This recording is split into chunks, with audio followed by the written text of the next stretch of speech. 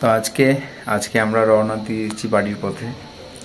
এই জায়গাটা ছেড়ে সত্যি যেতে খুব কষ্ট হচ্ছে এখন, মানে খুব এই জায়গাটাকে মিস করব।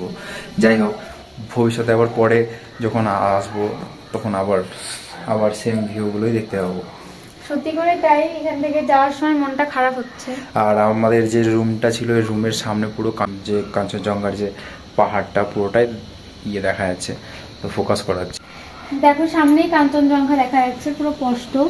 কালকে অতটাও ভালো দেখা যাচ্ছিল না, কিন্তু আজকে কিন্তু খুব ভালোভাবে দেখা যাচ্ছে, পুরো স্পষ্ট বোঝা যাচ্ছে। আর একটু আগে আরো ভালো করেই দেখা যাচ্ছিল, এখন একটু মেঘের যেহেতু ছায়াগুলো পড়ছে ওর জন্য দেখা যাচ্ছে।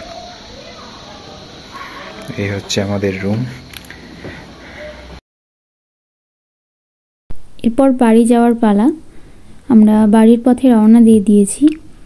ট্যাক্সি করে যাচ্ছি প্রথমে, তারপর আমরা যে গাড়িটা বুক করেছিলাম, একটা টোটাল গাড়ি আমাদের বুক করা ছিল, যেরকম আসার সময় আমরা বুক করেছিলাম সেই গাড়িতে উঠবো। তো সেখানে পৌঁছানোর জন্যই এই ট্যাক্সি করে যাওয়া। তো আমরা প্রায় চলে এসেছি। এই যে এই জায়গাটা, এই জায়গা থেকে আমরা পুরো গাড়ি করেছিলাম 8 জনের টোটাল। তো তারপরে আমরা একটু ওয়েট করছিলাম এখানে দাঁড়িয়ে। কিছুক্ষণের মধ্যেই আমাদের গাড়ি চলে এসেছিল। এখানে সবার মনটা একটু খারাপ হয়ে গেছিলো, এটাই স্বাভাবিক। কোথাও যাওয়ার সময় যতটা আমাদের ভালো লাগে বা যতটা আনন্দ নিয়ে যাই, আসার সময় একটু কষ্ট হয়, একটু মনটা খারাপ হয়, কিন্তু এটাই আশা রাখি আবার আসবো, আবার এভাবে আনন্দ করব। গ্যাংটকে যে কটা দিন ছিলাম সত্যি খুব আনন্দ করে কেটে গেল দিনগুলো। কিভাবে চলে গেল সময়গুলো বুঝতে পারলাম না। বাড়ি যাওয়ার সময় আমরা তিস্তার উপর দিয়ে গেছিলাম। এইখানটার অবস্থা সত্যি খুব খারাপ, দেখে খুব খারাপ লাগছিল। পুরো রাস্তাটাই এখানে নষ্ট হয়ে গেছে, পুরো ভেঙে গেছে তিস্তার জলে। শুধু এটুকুই না, অনেকটা জায়গা জুড়েই রাস্তা নষ্ট হয়ে গেছিলো। রাস্তার প্রচণ্ড খারাপ অবস্থা। তবে আমরা যাওয়ার সময় অতটা অসুবিধা হয়নি, আর রাস্তা অনেকটা ঠিকও করে ফেলেছে। এতদিনে আশা করছি রাস্তা আরও ভালো হয়ে যাবে, এখন আর কোনো অসুবিধাই থাকবে না। একটা নির্দিষ্ট সময় ছিল, সেই সময়ের পরে আর রাস্তা দিয়ে গাড়ি চলাচল করছিল না, তাই আমাদের খুব তাড়াতাড়ি এখান দিয়ে চলে যেতে হয়েছে। দেখো কি অবস্থা, পুরো বাড়ি ঘর সব নষ্ট হয়ে গেছে, কোনো মানুষজন আর এখানে নেই, সবাই অন্য জায়গায় গেছে। সব প্রত্যেকটা বাড়ির এখানে অবস্থা খুবই খারাপ, দেখে সত্যি খুব খারাপ লাগছিল। যে যেখানে আছে সবাই যেন ভালো থাক, সুস্থ থাক, এটাই সব সময় চাইবো।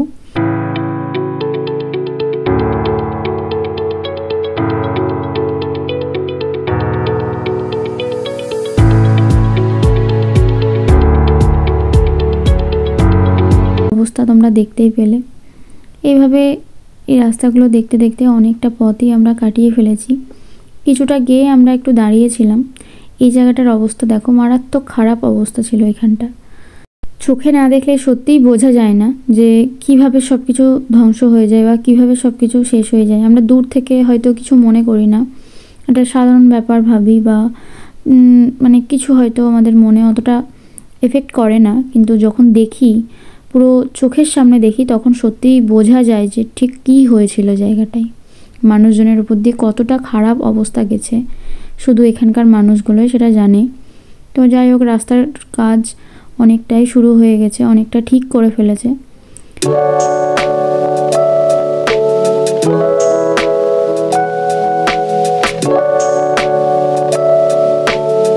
আর সব থেকে খারাপ অবস্থা যেটা ছিল সেটা হচ্ছে এই রাস্তাটা। এই রাস্তাটা তোমরা দেখলেই বুঝতে পারবে ঠিক কী হয়েছিল এই রাস্তাটাই, মানে এতটাই খারাপ অবস্থা। পুরো গাড়ি খুবই সাবধানে নিয়ে যাওয়া হচ্ছিলো এখানে, মানে দুটো গাড়ি যাওয়া খুবই রিস্ক ছিল, মানে খুবই আস্তে আস্তে খুবই সাবধানে যাচ্ছিল। তাই রাত্রে এই জায়গাটা পুরোটাই বন্ধ ছিল, এখানটা রাত্রে একদমই গাড়ি চলাচল হচ্ছিল না, তাই আমাদের টাইমের মধ্যে এখান থেকে চলে যেতে হয়েছিল। তারপরে এই দোকান থেকে আমরা একটুখানি টিফিন করে নিয়েছিলাম, কারণ অনেকটা রাস্তা আসার পর সবারই প্রায় একটু খিদে পেয়েছিল। তো এখানে জিনিসপত্রের খুবই দাম, দোকানও খুবই কম বলতে গেলে। মিষ্টির দোকান এখানে নেই বললেই চলে, আর মিষ্টির দামও অনেকটাই ছিল। সামনেও গেছিলাম, কোনো দোকান সেভাবে পাইনি খাবারে, তো এই খেতে হয়েছিল আমাদেরকে। তারপর আমরা আবার বেরিয়ে পড়লাম। তো রাত্রির হয়ে গেছিলো প্রায়ই, পুরোটাই অন্ধকার রাস্তা।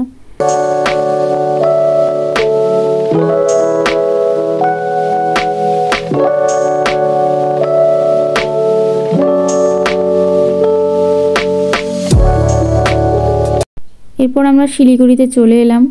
এখানে গাড়ি থামিয়েছিল আর এই পাশে একটা ঠাকুর হয়েছিল। ঠাকুরটা কিন্তু খুব সুন্দর হয়েছিল, প্যান্ডেলটাও জাস্ট অসাধারণ ছিল। কয়েকটা ঠাকুর আমরা এখানে দেখেছিলাম। শিলিগুড়িতে তো কোনো দিন ঠাকুর দেখতে আসা হয়নি, তো এই প্রথমবার শিলিগুড়ির ঠাকুর দেখলাম, বেশ ভালোই লাগলো দেখতে।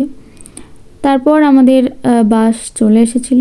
এই যে এই বাসে আমরা উঠবো, আরাধনা। বাসের ব্যবস্থা কিন্তু খুব ভালো ছিল, কোনো অসুবিধা হয়নি বাড়ি আসার সময়। একদম শুয়ে খুব ভালোভাবে আসতে পেরেছি, আর সবথেকে বড় কথা আমরা ঘুমাতেও পেরেছি, ঘুমাতে কোনো অসুবিধা হয়নি। এই ছিল আমাদের বাস। এরপর বাসে উঠবো। বাস থেকে একটা ব্রেক টাইম দিয়েছিল আমাদেরকে খাওয়ার জন্য, তো সেই টাইমে আমরা তড়কা রুটি খেয়েছিলাম। তো এই হচ্ছে আমাদের বাসের জার্নি।